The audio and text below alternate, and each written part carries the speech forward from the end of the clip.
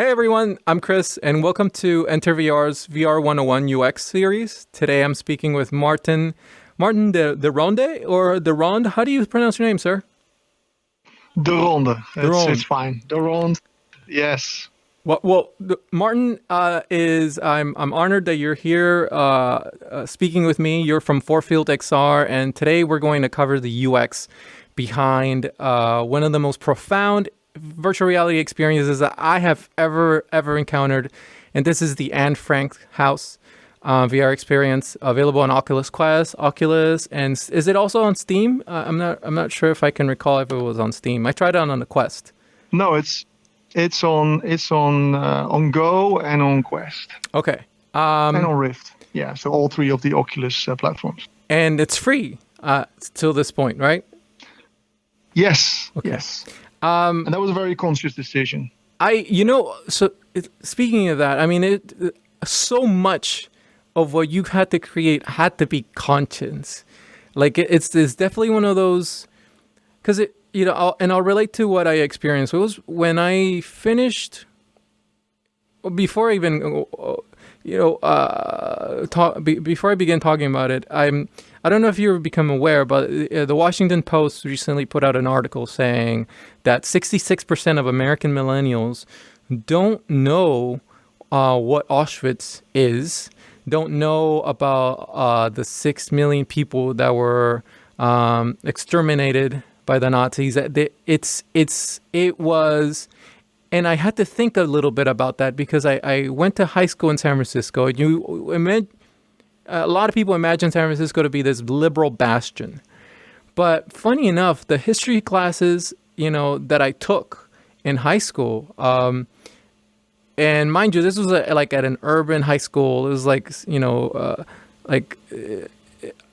a lot of the subjects that were covered involved sort of the military might of the U.S. and the tactics involved, and sort of like, and it was weird because it wasn't until I went to college that I learned deeply about the Holocaust, and it wasn't until, honestly, I feel a little bit ashamed to admit this, but it wasn't until I tried the Anne Frank House where I really became deeply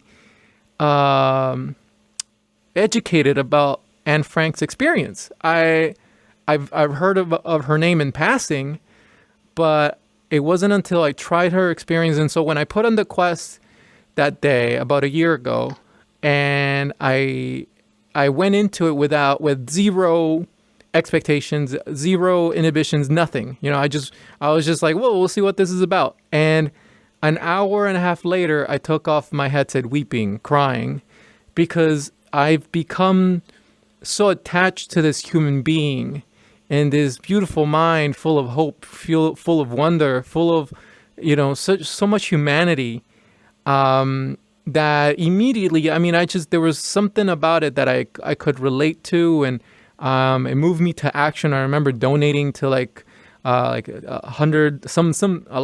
bunch of money to like this organization that is dealing with human rights abuses. And nothing in VR has ever done that for me. Nothing has moved me to action like that. And so I just have a lot of questions regarding sort of the behind the scenes, design and UX experience mentality that went into it. And what I want to start with is, how did you create this experience? Because a lot of VR designers, developers, because of VR's novelty, might have this temptation, and I feel it when I prototype. I have this temptation to like overindulge in particles and effects, and really try to wow my audience. But with Anne Frank's House, you guys really, I felt like it wasn't about the novelty of VR. It was more about the substance and the story. And so how did you walk that line? How were you able to decide, how to keep the substance at the forefront of the experience? Sure, and first of all, let me say thanks for the praise you heaped upon the experience, and it's great to hear these stories coming from users, effectively, who all say that the Anne Frank House experience is such a profound experience in VR. And I'm also glad that you exactly describe it in a way that we set as a goal for when we started to create this experience. This is exactly the feeling, the emotion that we wanted to achieve from an educational point of view, from an emotional point of view. So I'm glad that you've experienced it almost in the exact same way that we intended it. Coming back to your question about how we set about and how we created this experience and walked the fine line, I think that the most important thing is to point out with regards to the creation of the experience is that it was a partnership between ourselves and obviously the Anne Frank House. And they're almost like the guardians of her legacy. And they obviously were instrumental in ensuring that we stayed on that that we managed to walk that tightrope balancing act in a perfect manner. Whenever we were almost going for too emotional an impact, they reeled us in a little bit, and I think that was instrumental in making sure that from treating the subject matter with the respect it deserves, we were able to create the experience as it stands. So that is I think the number one departure point.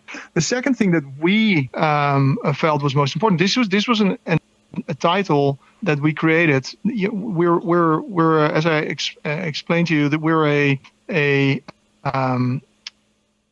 VR specialist, but that means that we tackle a lot of different genres. We've created games, we've created experiences, we've created location-based VR experiences. So it's a whole range of different experiences that we've been working on. And this one in particular was very firmly coming from an educational point of view. How were we going to achieve exactly what you just described? How were we going to be able to take a new generation of people and explain to them the story of Anne Frank? And this was obviously an amazing opportunity. But at the same time, we also wanted to make sure that everyone beyond that was also able to experience it. And that means we had to design the experience around 13-year-olds as well as potentially 90-plus-year-olds, potentially even Holocaust survivors, because the people that would visit the Anne Frank House would be given the opportunity to try out the actual VR experience at the museum. And you have to understand that the actual VR, the actual Anne Frank House is, it's very small and a cramped space, and it's not suited for everyone to take the experience. There's a lot of staircases there. So as a result, sometimes these people arrive at the museum and they cannot take the actual tour, so they stay inside the museum area, and that's where they can take the VR experience. So for us, it was crucial that we would have to create a VR experience that would not overwhelm people, that would not indeed indulge in all of these fantastic effects. That you have so much at your disposal as a VR developer. The touch controllers that you can start playing around with. But you also have to understand that if you're indeed a non-VR user and you're being given a VR headset for the very first time and you want to experience the Anne Frank House experience VR, that you if somebody hands you a touch controller, you're probably going to look like as if you've just it's a device that people don't understand how it works. So we were very cautious to make sure that the experience was as simple to get into as possible, and it wouldn't overwhelm you. So that's I think where that underindulgence comes from. Yeah, and it makes sense. I'm wondering, just to follow up more on what you're saying, is were there any points in which you wanted to incorporate a user interaction, and when you were on paper and it seemed like it would make sense, but then you would implement it or you test it out, and then you realize no, this isn't going to work. Were there any of those examples out there?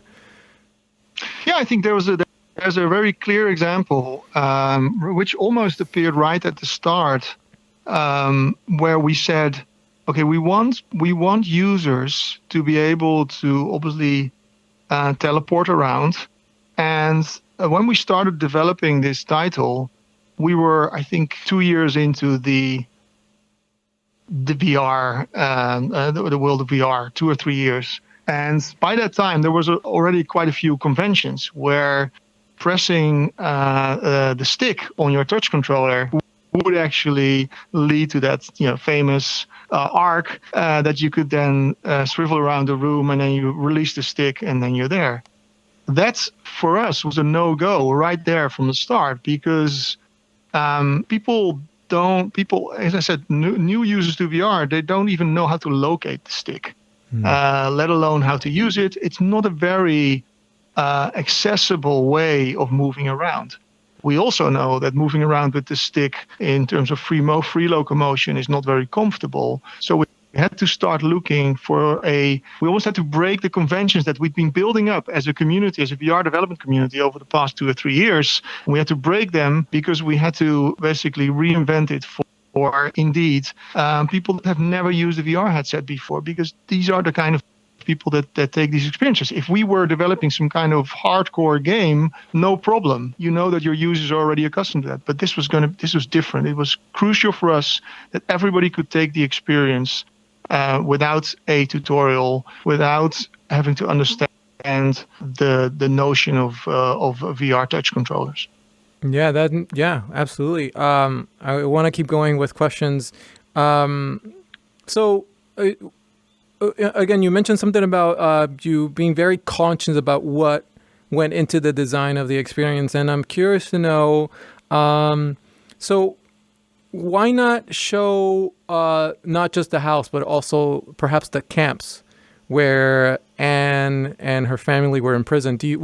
What sort of tell me more about the thought process of, like, was there perhaps debate at the office where, like, well, if we show the camps, it'll be, 5 times, 10 times more impactful than if we just show the house. Walk me through that thought process, or, that question.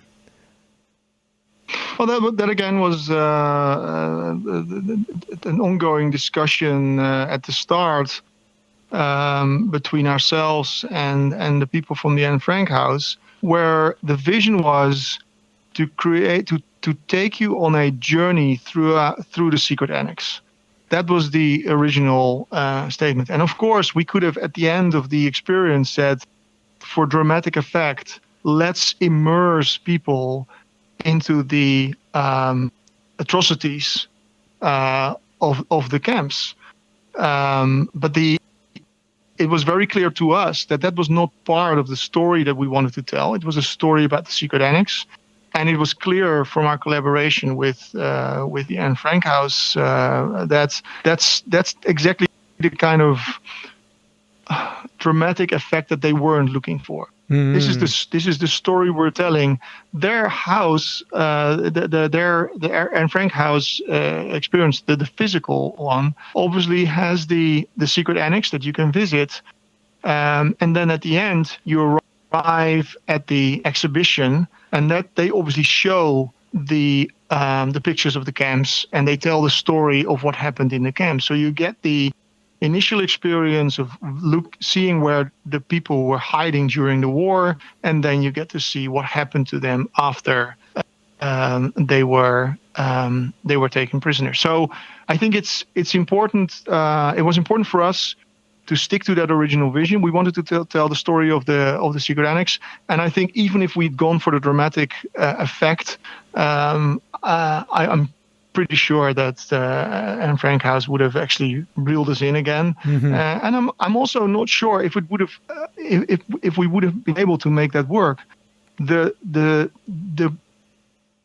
the gut punch that you get at the end of the experience when you're in the attic and you see that last quote, and it's all hopeful and it's thinking of freedom and of the future, and then the ending sequence kicks in. I think that's already, as you mentioned, I've had so many people come up to me and said, that was one of the first VR experiences that had me break down in tears. So apparently that's already strong enough. I imagine if we would have gone the next step, I think it would have been too much already. So we stuck to our vision, and that was very much a journey through the house. And you also have to understand that was part of the original vision, that if you visit the Anne Frank house today, it's completely empty. So when the people in the group in hiding was discovered and they were taken away, the Germans actually ransacked the entire house. So when Otto Frank, the sole survivor, came back after the war, and he found that desolate, empty place, he made a very conscious decision to keep the Anne Frank house, which would later become the Anne Frank house, in its original state. So the state in which he actually found it to be. He wanted that desolation, that emptiness, to come across to everybody that would visit the place from there on. So if you go to the house today, it's empty. The walls are there, the pictures on the walls are there, but there's no furniture, nothing. So our mission was to actually bring the Anne Frank house alive in terms of making a faithful recreation of what it probably would have looked like during the war, so that people could get an understanding of what that group had gone through and where they lived and how they lived. And we had to do that via the quotes from the diary, and obviously by recreating that environment in 3D, so that it really came to life. So that was our focus. Because that's something you don't get when you visit the actual Anne Franks. Yeah, totally understandable, and still to this day, for me, like it's extremely powerful. I mean, it's just. But I want to keep going with the way you were able to humanize Anne. It felt like I knew her personally. It felt like I befriended her. It felt like I was sharing that journey in there along with her and her family, and I'm curious to know if how are you able to do that? Like, is there a blueprint for how to humanize these stories, these characters, this real life human being in VR? Like, I don't think anything has ever humanized the story of another human being for me in VR as well as you guys did. So what's the formula? What's the blueprint? What did that look like? Well, I think the formula, first and foremost, is her story. That I think she has by writing that diary, become obviously a symbol of what happened. Those atrocities that happened during the war. She became after the war, her book turned a story that is almost beyond comprehension into a story where what people can at least relate to. It's just obviously almost impossible to understand what happened to those 6 million people during the war. But at the same time, her story at least made it possible for people to connect to the Holocaust.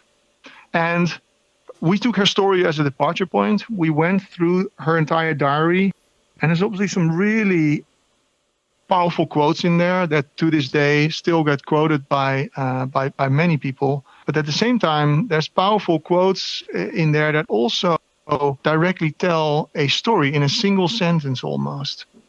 And what we basically did, we worked extensively, and again, this is where the people from the Anne Frank house come in as well. They provided us obviously with a wealth of information. They pointed us in the right direction and said, these are all the quotes that we feel tell an amazing story. And then we had all these different rooms where we wanted to take the users on a journey through the annex, and not only on a journey through the annex as a physical location, like, hey, here, this is the bathroom, this is the bedroom, and this is where the attic is and where they had their supplies and stuff.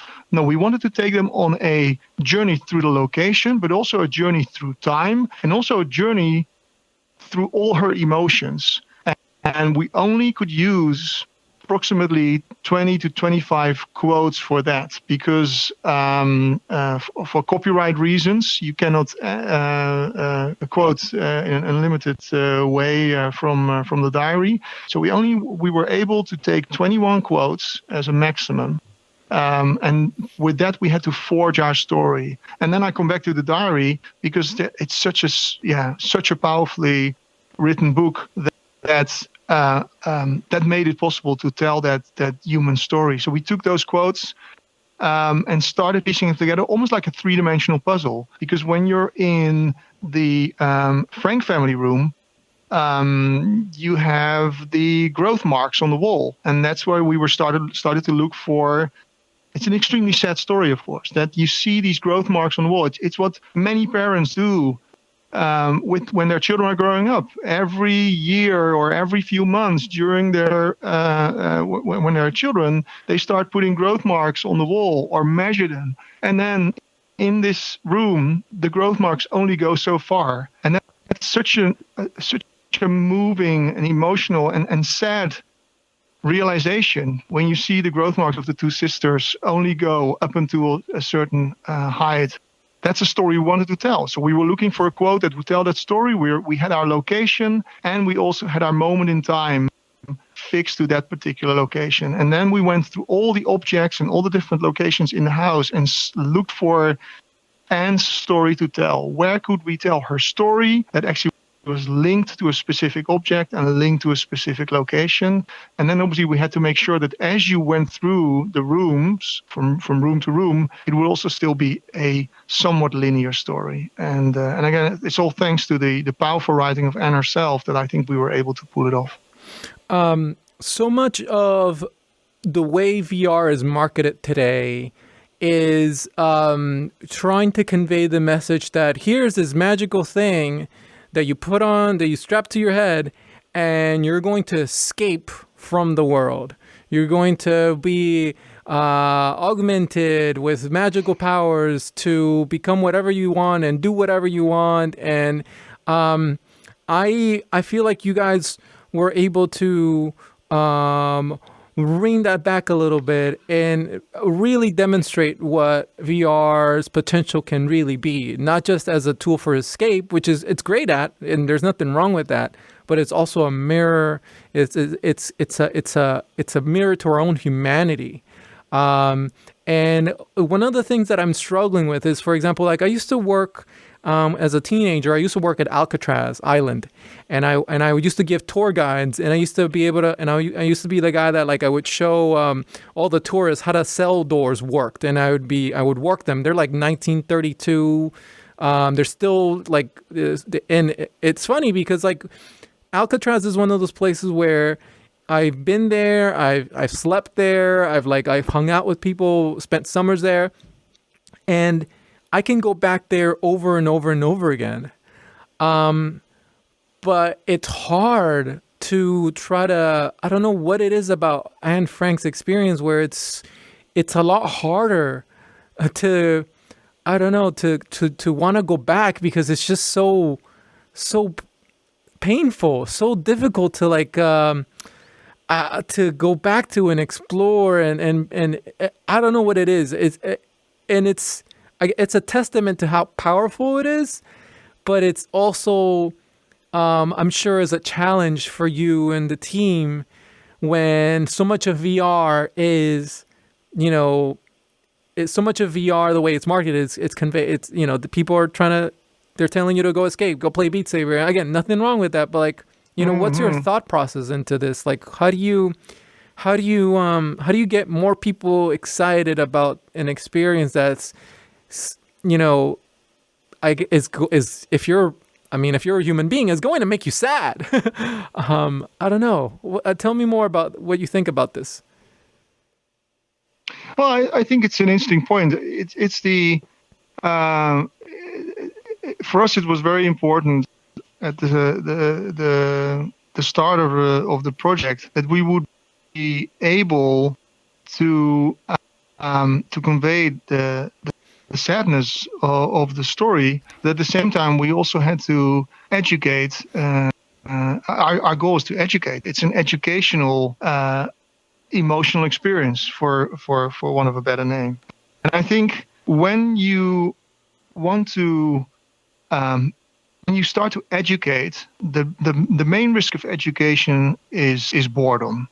If you start throwing facts and figures and numbers and lots of information at people, they get distracted, or they're overwhelmed, or they only pick up a few bits and pieces. So we wanted to make sure that we marry the educational message and really focus on that and build our experience around it. And that means no distractions. So let's not come up with all these kind of glitzy and glamorous VR things that we can do. Yes, we wanted people to be able to pick up objects. That was a very important thing. I said to the team from the start, I want the user to be able to pick up objects, because that's the only connection they're going to be able to make. It's almost like a physical connection that you make with Anne's world. So that was a very important thing for that to be in there.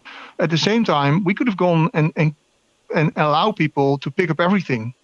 We could have said, look, in every room, we're going to have 20 or 40 objects that you can pick up. And then what happens is that people, when the message comes across, which is the quote, they might be distracted because they're looking at something else. Oh, I can use this touch controller to pick up objects. That's not what we wanted to do. So keep it simple, keep it focused, and very much focus on the vision that we had, which is tell Anne's story, allow the user to really connect with Anne through her voice, through her quotes. This was her world. This was the world where she spent the last years of her life in, and we really wanted to get that across. And VR is, yes, it can take you to different places, and that's effectively what we're doing with the Anne Frank House experience. But what it can also do is really make something that you think you know, or you think you can imagine what it's like, really, really come very much to life and come very close to you. And that's what we, I think, have achieved by keeping it small and focusing on a few things. You know, I guess what I was struggling with is trying to convey is that coming back from the Anne Frank experience and going back to work the next day, I wanted to share this with my coworkers, and no one wanted to try it.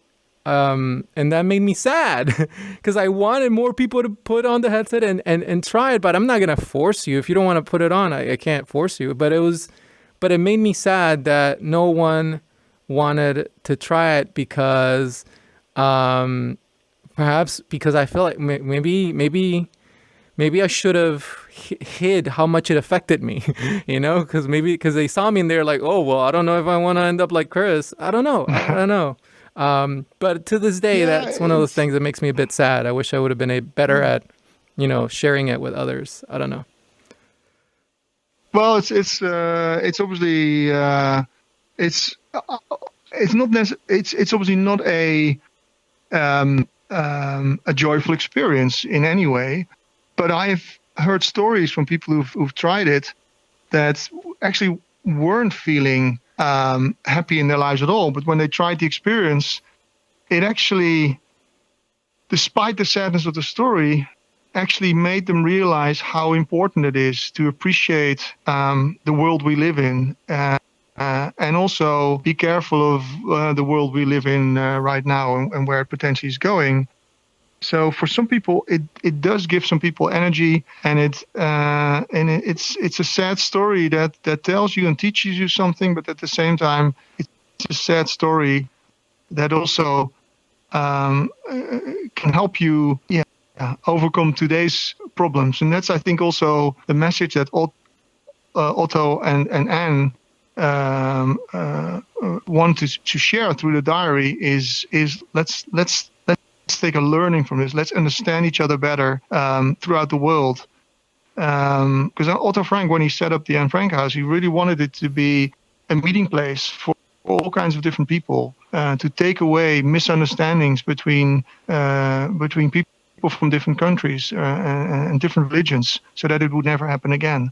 And that's where we kind of landed there in the middle with the VR experience, and we wanted it to be universally relatable and universally applicable for everyone that would want to try it. It was definitely relatable. I don't regret a single second I spent there.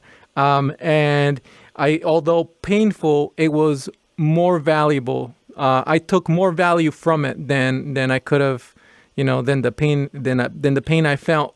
And the fact that I felt that pain made me realize that, oh man, it just made me feel more human, more connected to this human being. And you talked just a second about sort of the relatableness, because it is universally relatable, just the way you're able to humanize Anne Frank's story. I wonder if it's ever crossed your mind that perhaps the wrong kind of people, and maybe I'm using the quote unquote wrong the wrong way, might find her story relatable. For example, the other day I saw, without getting too political, but I saw a headline of like, Noor bin Laden, Osama bin Laden's niece, finds it more difficult to be a Trump supporter than it is to have her uncle's last name. And in that sort of sense, is like the way I felt empowered to try to like help people who are genuinely being persecuted and being dehumanized. Could this also be used as a tool by the people doing the persecution to feel as they're the ones being victimized, as they're the ones who should feel, like they should spring into action? Like, I'm wondering if that's ever crossed your mind, or perhaps I'm overthinking things. What do you think? Well, I definitely feel that there's lots of different ways you can look at this experience, and I'm sure different people with different points of view will take different things away from it. But what I always hope is that sometimes the sadness that sometimes crosses my mind when I think of the VR experience, but in general, her message is that the people that really pick up on it, like yourself and all the other people that have used it and have placed all of these extremely positive comments on the storefronts about how what an amazing experience it is and how impactful it is. I always tend to think that those people already have the right mindset, and I'm almost wanting to show to somebody who has indeed, for want of a better word, the wrong mindset, who uses the experience and then goes like, oh my God, this has really changed my perspective on this matter, because I always dismissed it or looked at it from a completely different point of view. And obviously difficult to tell whether those people out there have been touched by the experience in such a way that it has fundamentally changed the way they looked at this, and has fundamentally changed the way they look at the world today in a black and white matter or in a yes/no matter. But that's always what has me hopeful and a little bit cynical at the same time. But yeah, we've done our best to try and create an experience that is very faithful to her legacy, and I think really tells her story in a way no other medium can. Absolutely. What lessons would you share with aspiring creators who want to leverage VR for education? Based on what you've experienced, based on what you've learned, are there any top 5 things you've learned, or maybe there's no list, but just wondering what kind of lessons you perhaps want to impart with people who want to create these kinds of experiences?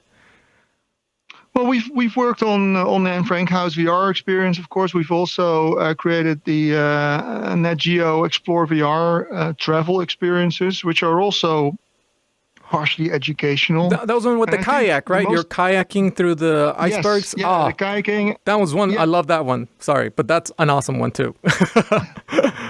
And we actually also did the Machu Picchu experience. So it was both the Antarctica as well as the Machu Picchu experience. And the Machu Picchu one is fairly educational in a way. And it's the same as with, and Frank, what I would advise educational VR experience creators is to really focus on the message, the singular message that you want to get across. Don't try and drop this list of all these different educational aspects that you want to get across to your users. But make sure that there's one singular takeaway sentence almost that they take away from the experience, and focus on that. Focus on delivering that. Because as I said, the risk of educational content is that you overwhelm or you start to lose people's attention. And that's the last thing you want. And emotion is a very strong and powerful mechanism to tell an educational message, because it sticks with you much more. So try and see if you can find the combination there. And don't get distracted by all of the glitzy, high-tech wizardry you can do in VR, and run the risk of alienating some of your audiences because they're overwhelmed by what they can do. Yeah. I'm gonna leave. Well, I think we're gonna start bringing the things down to a close. I just one last question, because you just brought up the word emotion, and when you think about the designing for emotion, what are some do's and don'ts in terms of making sure that you are perhaps straddling that fine line between giving people something impactful but also not scaring the hell out of them, or maybe you do want to scare them. I don't know, climate change is a big deal, maybe people need a little fire on their ass, but again, I'm not sure what you think. Again, what are your sort of do's and don'ts in terms of designing to invoke emotion in virtual reality? Well, again, I think it comes down to your mission statement or vision statement. Is once you have identified the message that you want to deliver or the singular vision that you have, and you want to combine it with a set of emotions, make sure that the set is also not like 5, 6. You can't make people cry and laugh and be amazed and then everything in between in the space of one experience. So really focus on 1 or 2 sets of emotions that are really close to each other, and that's the one that you then want to go for. And also don't go overboard on those emotions. Emotions are part of the user, and you can try and do your best to actually create those, but it's up to the user to experience it as such. So the harder you try, the more likely it is to fail. So my advice would always to be subtle about those things where needed. When you've decided that is the way to go, and yeah, that's I think what we've tried to do with the Anne Frank House VR experience is to really walk that fine line between don't rub it in. But also don't turn it into a factual tour of the house saying, hey, this is the kitchen, this is where they prepare their food, and be very neutral about it and let people figure out themselves what a dreadful and it was for that group of people that was in hiding. Yeah, and finding the balance is difficult, but it's exploration. Absolutely. And in walking that fine line, you and your team passed with flying colors. I can't commend you enough. I can't imagine how difficult it must have been for you and your team to get to, really dive deep into her story. But I'm sure it was also empowering because you were actually putting out something super valuable out there for people to experience and witness. Martin, I am so honored and I'm so glad you were able to jump on the show. I thank you so much again. You've jumped through all the loopholes of VRChat to get on here. How can people stay in touch? How can people follow what you're doing and all that good stuff? Well, definitely. As I said, thanks for having us, and really appreciate the kind words for the product that we created. It was very empowering. It was something that really made us proud. Specifically, the comments from users. So we've been very happy with the way the results turn out. If people want to stay in touch, they should go and check out our website or our social media accounts. And just like you found us, people can find us if they want to have and talk more about educational experience and Frank House VR, or any of the products we've made and created in VR. We're now a seasoned veteran VR developer, so we'll be here for a while, and we're thoroughly enjoying creating beautiful, mesmerizing, amazing experiences in games. And if people want to connect, then we're always happy to talk. Amazing. Well, that was it for today's show. Thank you, everyone, for tuning in. I'm Chris, and this is Martin from Four Fields XR. Please check out Anne Frank House and Nat Geo experience and the Machu Picchu experience. They're absolutely amazing. And I'll see you, everyone, in the metaverse. See you guys. Bye.